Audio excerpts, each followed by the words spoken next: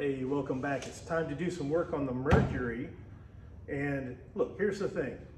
If I had the money to let a competent mechanic, or really anybody that had any clue, work on this car, I would do that because this car is worth it. Truthfully, I just feel bad for the car that I'm the one working on it. So I can't imagine why you would want to, but if you're gonna hang around and watch me clumsily stumble through the front suspension, this is what we're gonna do. So cue the thing.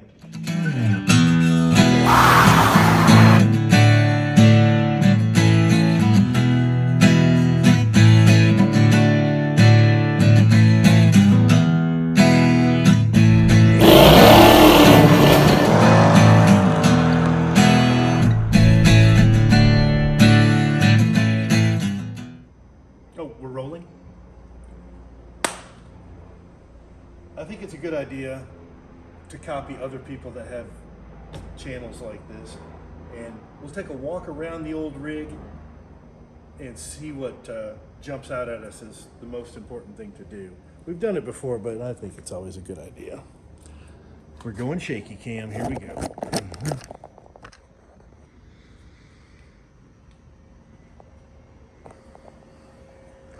We'll start in the back with these things that are razor sharp and will slice your shin bone.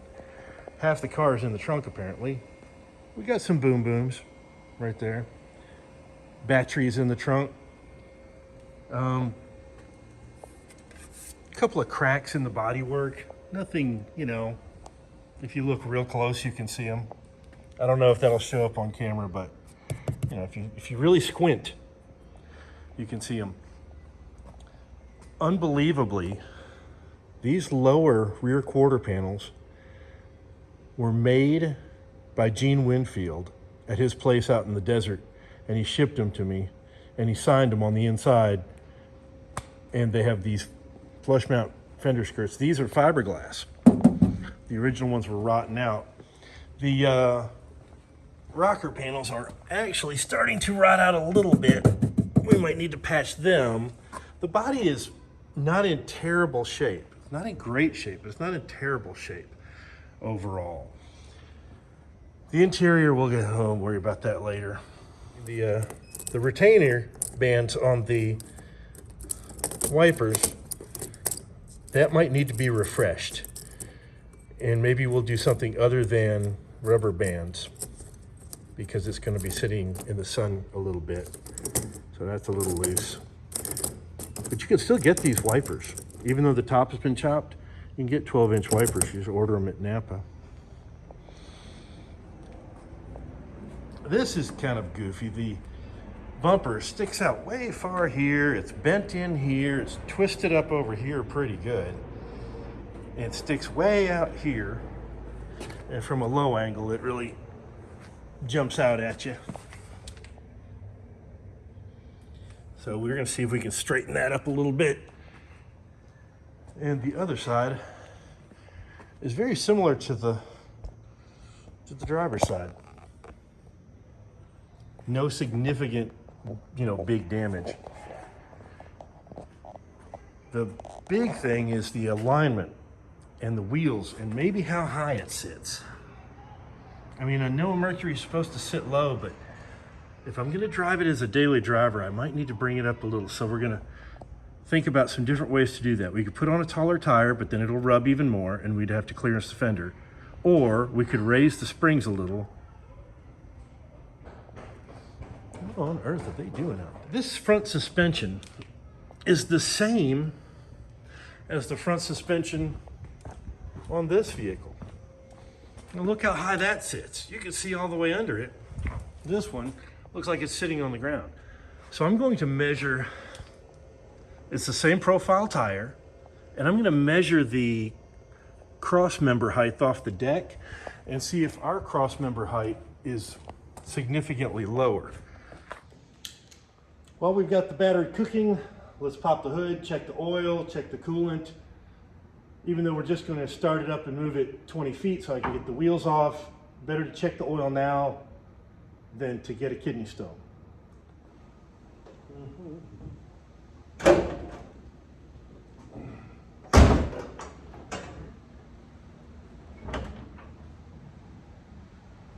that's about to fall.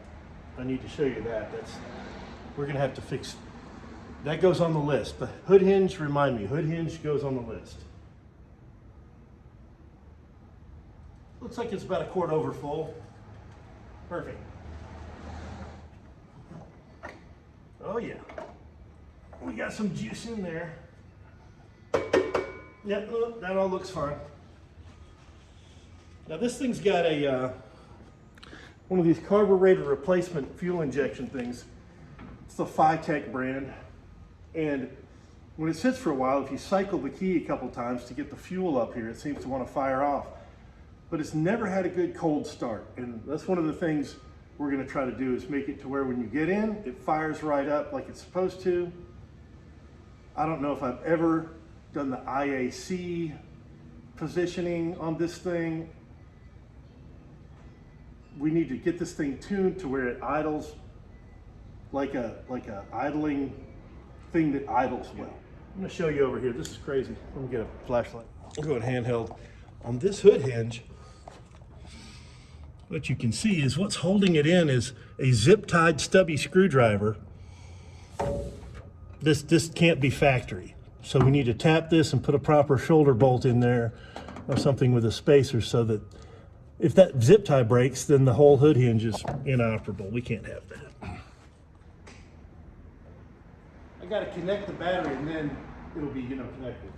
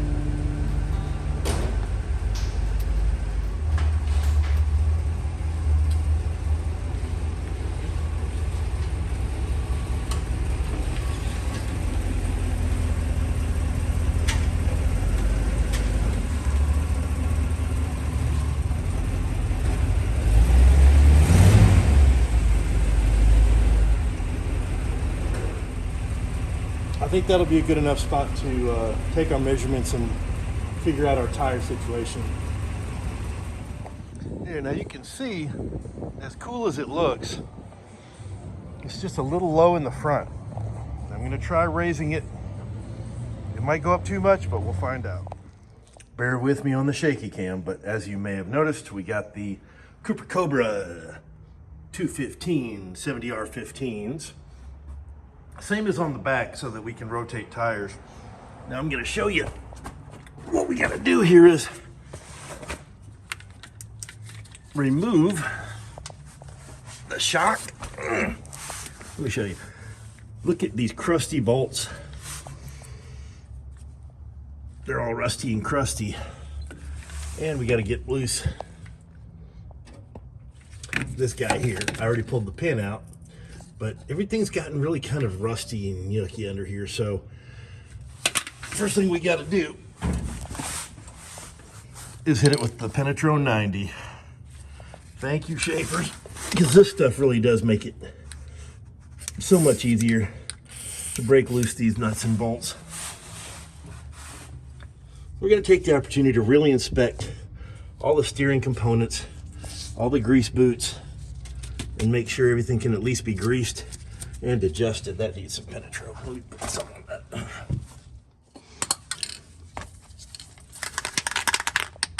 Let me hit this with some molybdenum. Let's talk for a moment about these springs. They have a top and bottom, and the one on this side was installed upside down. Well, you see how this is kind of flat at the end? That's going to be the, or rather, you know, end of the spring is indexed in the lower A-arm. I'll show you. And what we're going to install is, for 30 bucks from Global West via Summit Racing, is a 1-inch spacer. And it's designed to stop the end of the spring. It's aluminum, it doesn't add a lot of weight. And it sits in the spring pocket and indexes it the way it's supposed to. They say 1 inch at the spring equals 2 inches at the fender, so we'll see if that is the truth. It's a bit of a big swing on this thing, but I think it warrants it. So this goes on, but before you do that, you may want to use, and I recommend that you use, putting stock springs in usually goes pretty well. You can usually kind of shove them in and get a jack in there, get a little pressure on them. But since we're adding a spacer, we definitely will want to use the correct tool, which O'Reilly's rents for like 60 bucks. Just make sure you open it and make sure all the little parts are there before you pick it up. Otherwise, they'll think you lost the parts. And it's this. There's a couple of different versions. There's one that has the little ears on both ends to grab the spring. This one just has a little shoehorn looking thing. And the way it works is you hook this in the spring, this goes on the bottom, and these ridges grab the coils and they're staggered so that they, you know, sit like they're supposed to, and compresses the spring. And you should put them as far apart as you can on the unsprung spring, but remember, you got to get it back out once it's in the car, so don't get it right at the top or it'll get pinched, and then you got a whole new project getting that out.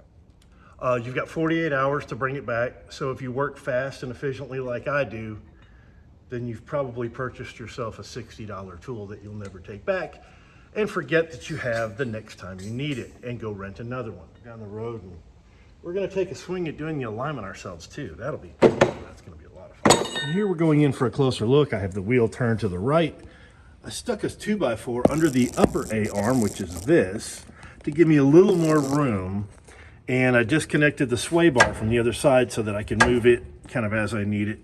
You could pull it off and get it out of the way, but I don't think that'll be necessary. Take 22. I got a lot of crud and a little bit of rust developing here and there on this thing. I might want to do something about the giant gaping hole on the inner fender. It was rubbing. I'm going to take a wire brush and clean this up and hit it with a little Krylon, but I'm not going to go crazy. I still have a lot to do on this thing, so we're not going to get mired down and making it perfect. I just can't put it back together like this. I got to clean it up just a hair. The idea is to just hold it with this ratchet strap so that I can crank down on it and get some compression on this thing to install it.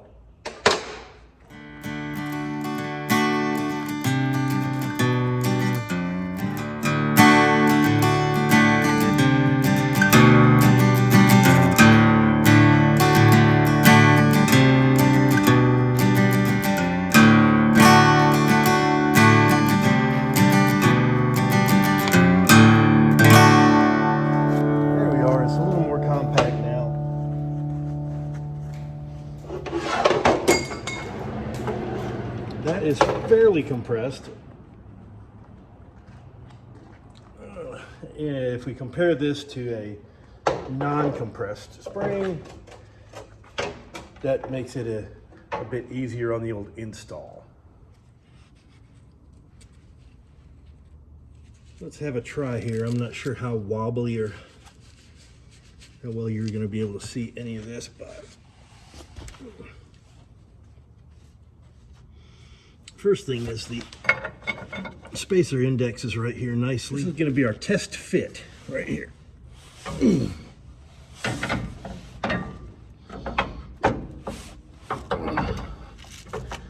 All right, so that sits right nice there. And I can start recharging the light.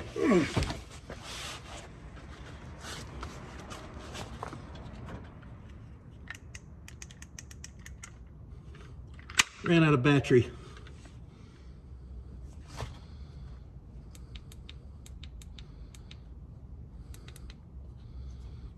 Aha, all right. This will work. Let me just, I don't know, hang it somewhere, I guess. Oh, that, and now all I can see is a bright blob. Here we go. Maybe I can put it up here. I'll lift this up, like this.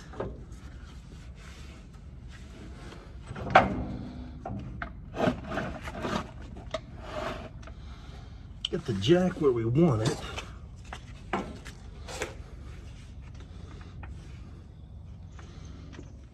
Let me add a little more pressure. See what that did. Sounds like something broke. Hey, all right, we're through the ball joint. Now we can put our cap on, or nut, I mean.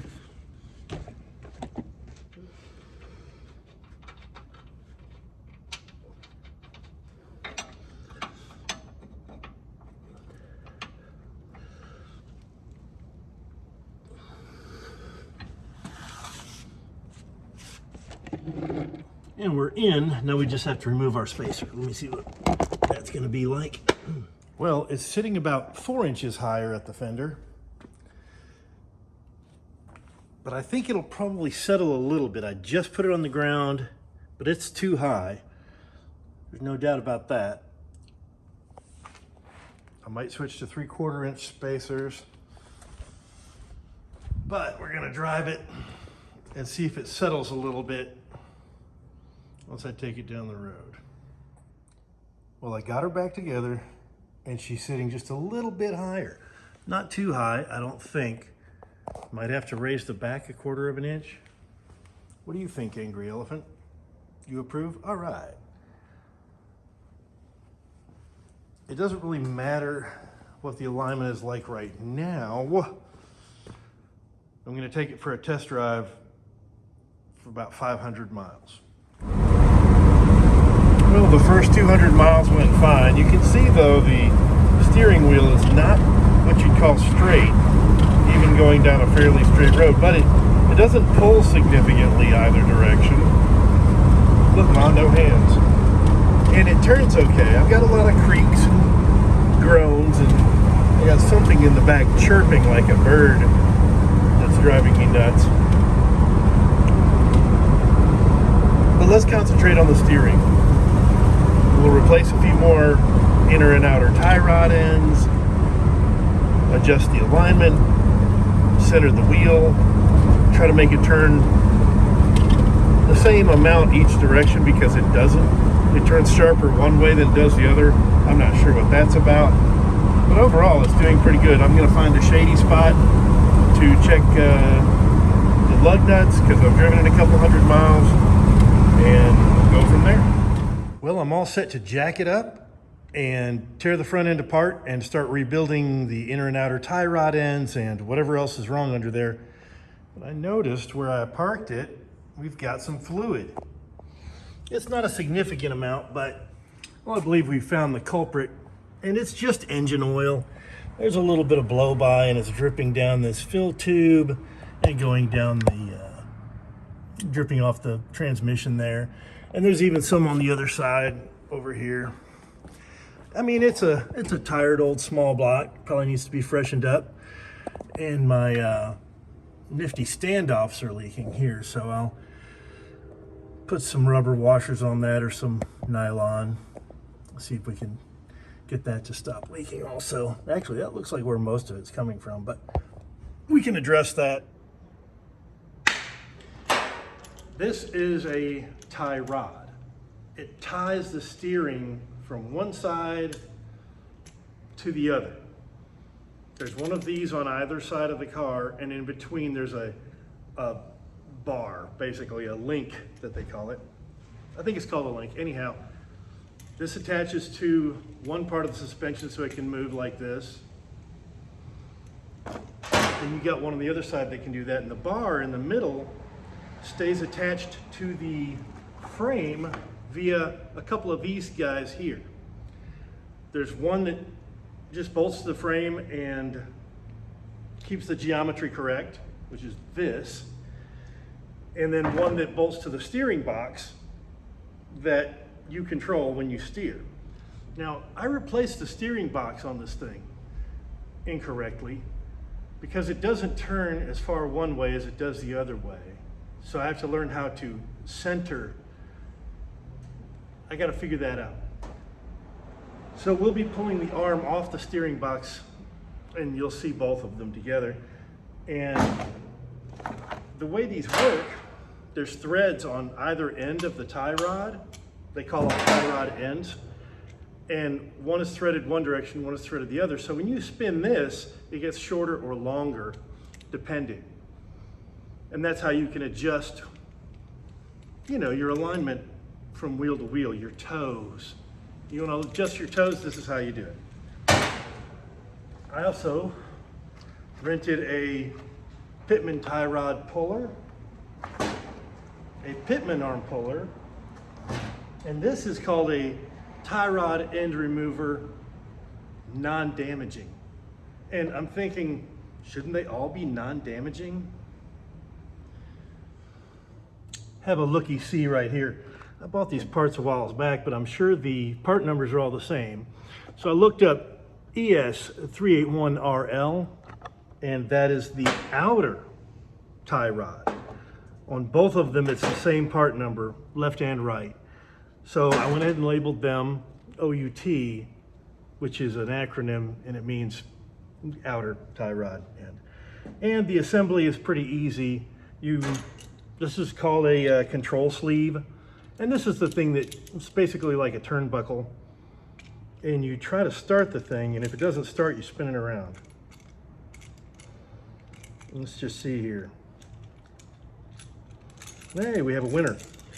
That spins in, you just go in a few turns here, and then the inner tie rod, which also has the grease fitting in the body of the tie rod end, and the outer one has a grease fitting in the cap. So I don't know if they're all that way, but first generation Camaros are that way, so that's how we're doing it on the Nova, on the Mercury, on the Chevy. And this one goes in lefty-tighty. Here's the front tire, and it normally goes this way when you're moving forward. This is what the tie rod looks like in action. Here's the brake caliper, and when you turn, let me see if I can just pull it over a little bit here. When you turn,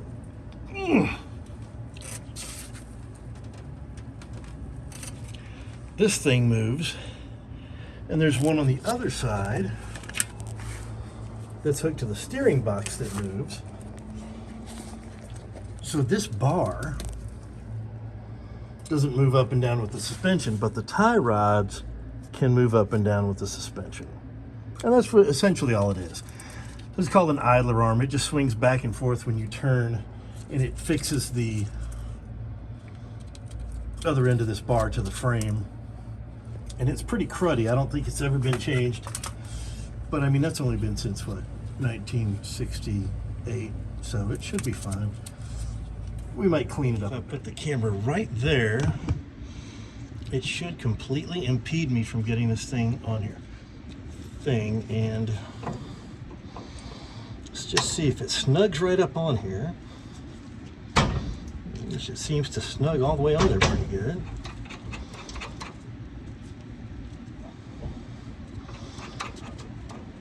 But then, see, the brake caliper is a little bit in the way, but only a little bit, so let's just keep trying it.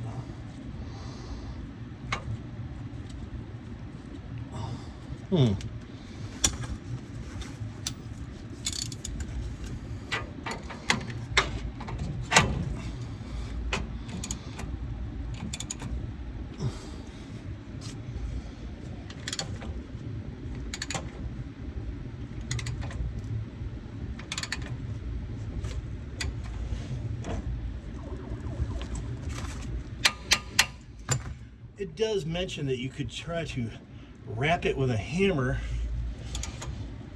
It got some pressure on the thing, but it's a little wonky. You get a hammer and see if I can persuade it to. I went ahead and brought 2 hammers.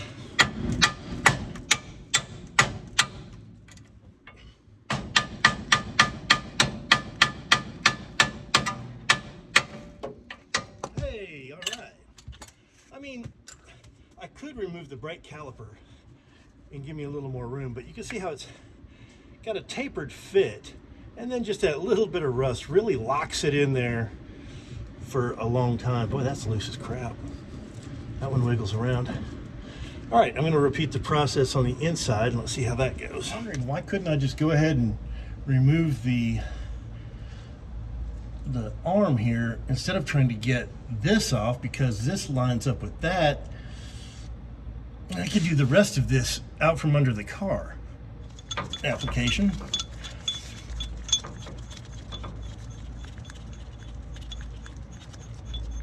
It's designed to remove the pitman arm. I believe it's called a pitman arm puller.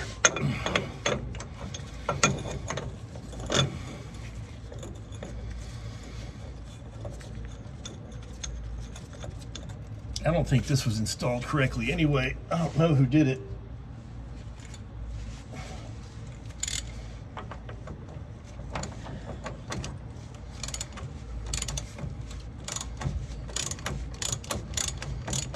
Yeah, that's off.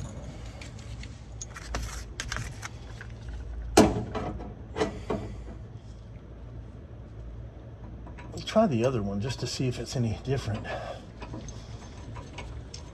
It seems like it would line up to the same exact thing, so it would still be on the brake caliper.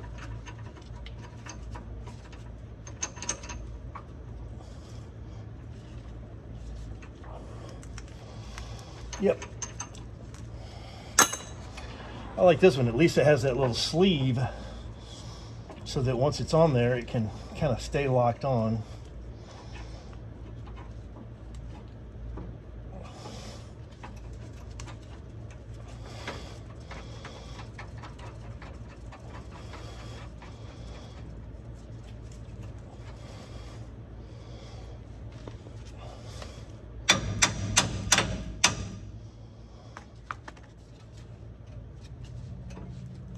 About as far on as that's going to go, and then we got to get this thing on there also.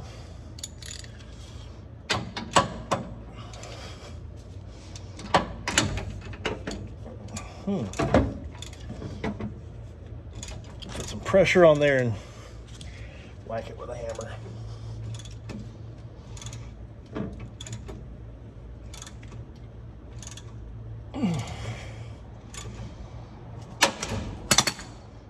Hey, it came loose without whacking it with a hammer. Well, this is all there is to this. Where's the other piece? It's still on the car. So you got 2 pieces here that do this when you steer. That moves this bar, and that moves these tie rods that tie this to the wheels. And these can move up and down and articulate with your suspension. Now I'm just going to pop these off, pop this off, and then I'll be able to return the rental tools because I won't need them to put everything back together. So let me get started on that.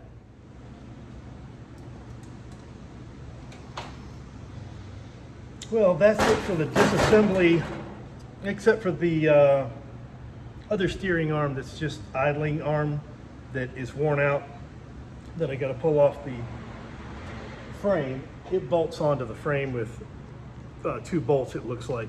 And it's just floppy. Oh my goodness. Yeah, this is going to be an improvement. But now it's the time of evening to go and return the rental tools and purchase the largest Mountain Dew they have at the auto parts place. And this is the part that was not done when the steering box was replaced. Again, who did that? I don't know. There's nothing connected to the steering box right now. So from what I understand, thank you, YouTube, we'll just go all the way one direction.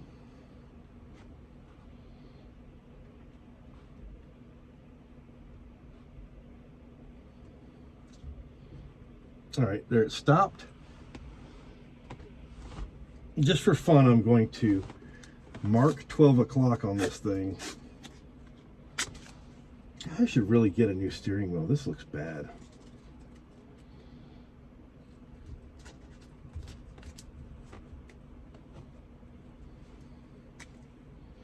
I'm going to say that right about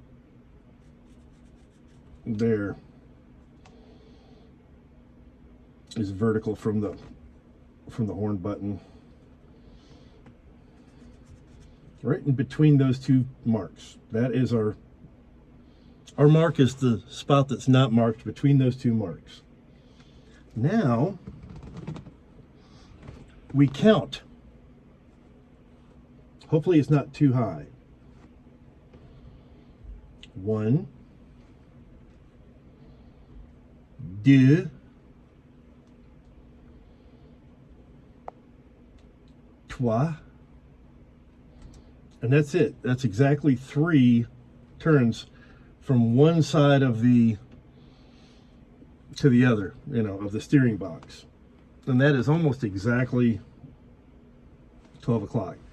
So now we take that and we divide that in half, which is 1.5 kilowatts. Here we go.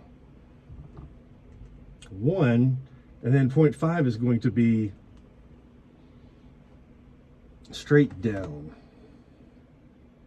And that is the center of the steering box movement.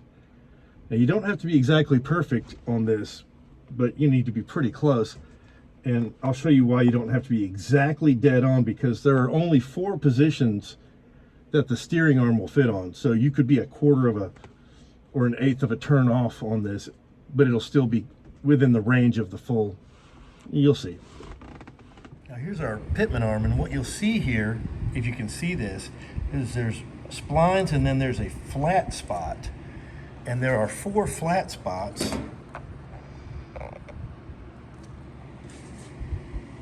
all 90 degrees from each other. So this pitman arm will only go on the steering shaft in 4 different positions. That's why I said it doesn't have to be exactly perfect. Whichever one is closest to lining up is going to be the one we use, and that'll still give us the full range of motion of the steering in theory. That's what we're hoping. Now under the vehicle you can pretty clearly see the spot for the splines to line up. And so all you have to do is, line them up.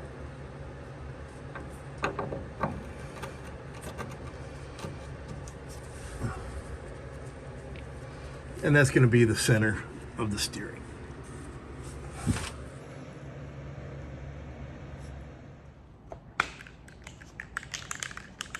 Nobody will probably ever see underneath this thing, except for when I try to do the alignment and then fail and take it to the alignment shop. But there's no reason not to hit it with a little Krylon, make it nice hot rod black to protect the bare metal from just being a rusty mess down there. It'll be a nice glossy black. It'll be a nice red color. Whatever. It'll be fine. It's just to keep it from rusting.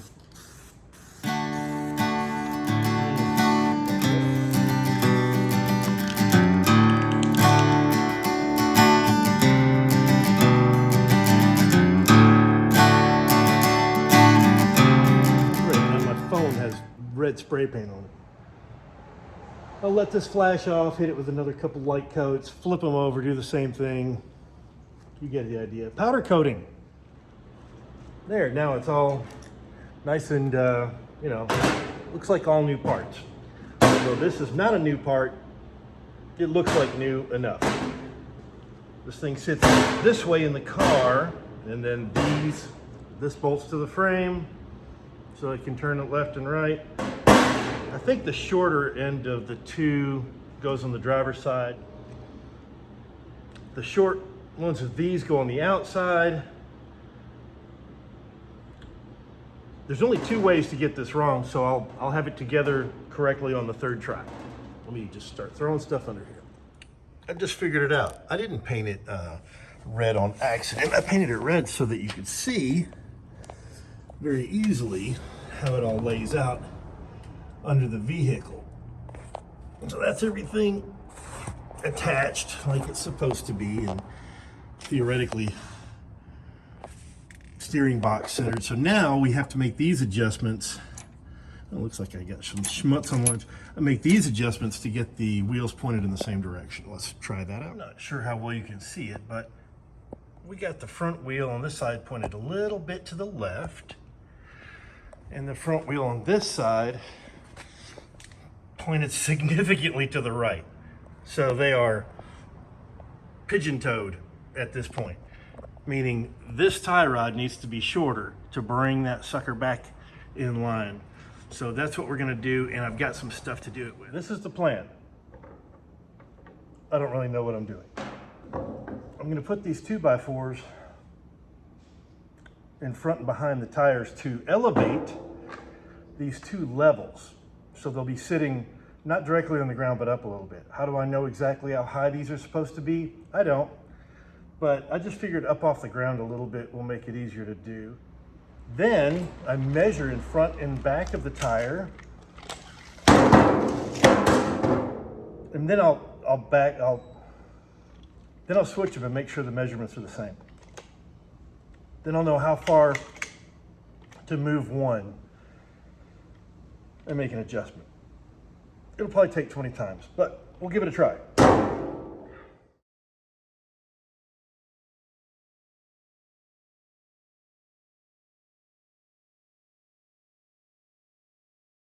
But if I just kind of squish that up against the tire, I can measure the other side, and I know it's way far off. And if I just measure from the end of the levels, I can get them closer, you know, at least enough to where I can move it around and then figure it out. Now, I did some calculations, and if the back is at 73 3/8 and the front was 67 3/4, that's a difference of 7 3/8 inches. Half of that is 3 inches and 11/16. So we'll subtract that from the back, and that should give us about 71.5 that it needs to be from here to here in the back, give or take. And that should get us a lot closer. So let's try to.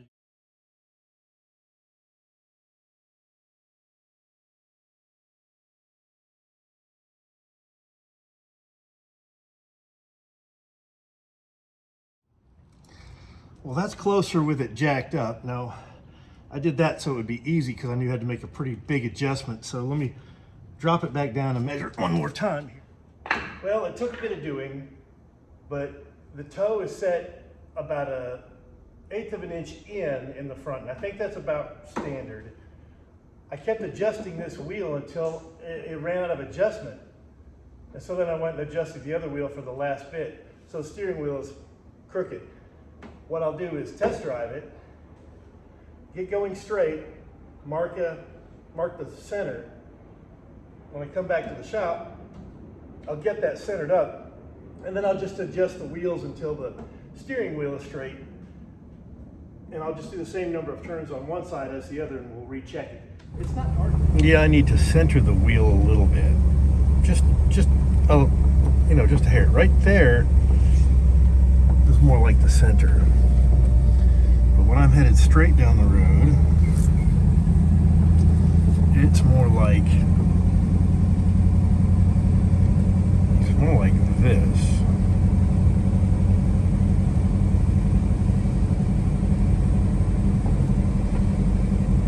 But I can use that as a marker. I think we'll use this little lobe right here. I think that's going to be what is now the center, so it needs to go that far. Let's give it a try. Here's the thought process. The wheel is turned to the right, but the tires are in the center. So if I turn the tires the same on both sides on the adjusters to the right, then when the wheel goes back this way, it'll bring them front wheel's back to center. I'm gonna try 5 turns on this adjuster and 5 turns on the other adjuster, both in the same direction. And that shouldn't change our toe appreciably. Then we'll drive it, see how far the wheel is. Might have to do it a couple times. Went a little too far. This time the steering wheel was a tiny bit to the left. So I turned 1 turn to the left and then readjusted the toe to make sure we were just a tiny bit towed in, like a 1/16 of an inch. Now I'll drive it again and see if the steering wheel lines up a little more center. I need to drive to Home Depot anyway and get some junk. Well, it's definitely closer. I think both wheels need to go a smidgy to the right, about half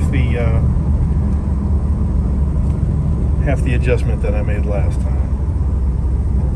All right, we'll go put a smidgy on it. But it is kind of growling at me from up here. I don't know what that is, but when I put a little pressure on it to turn, I can hear a little growling. I better check my bearings and see if I need to get my bearings straight on that one. You remember how I said the front right tire? You remember how I said the front right tire was kind of growling at me? I don't know if you can tell, but it seems like it has a lot of play. Let's get this cap off and have a look at these bearings. Well, with the tire off, it still feels a little funny. So let's just try to get a screwdriver under the cap a little bit.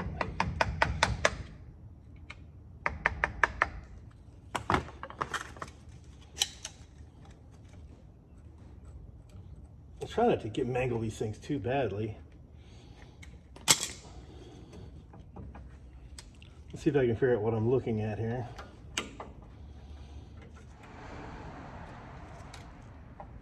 I mean, I put it in, you'd think it would want to come out.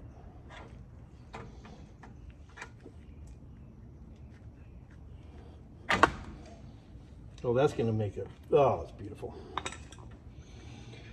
All right, let's just see. Look at that, look how loose that was. We're going to pull these out and take a look. Oh, I guess I got to take the brake rotor off. Duh. Let me see if I can take the brake rotor off and create another problem that I can't fix.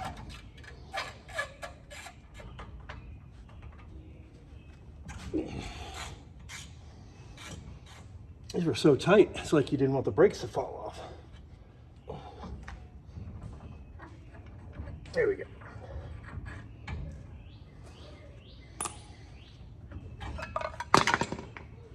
There.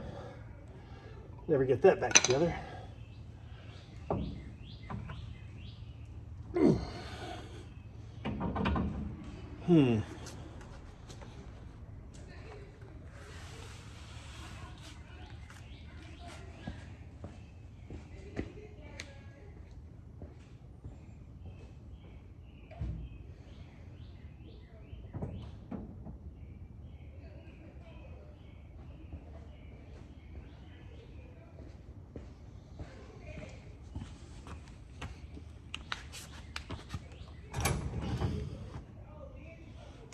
Motherfucker. Just edit that out.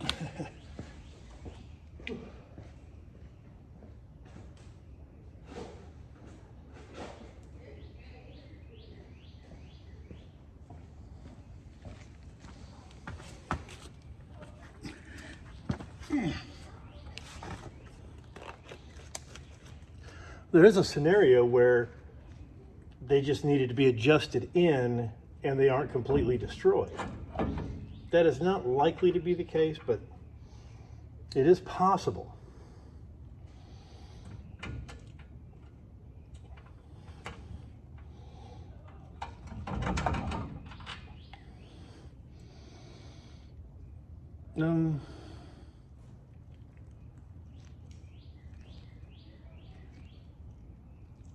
Yeah, this is I think what you call fried.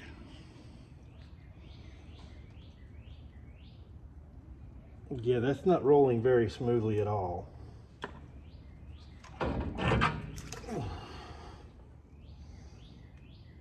Off to the parts store we go. Out new. All right. Everything else checks out just fine. Turns out that it was just the improper installation of this wheel bearing, and we all know who would have done that.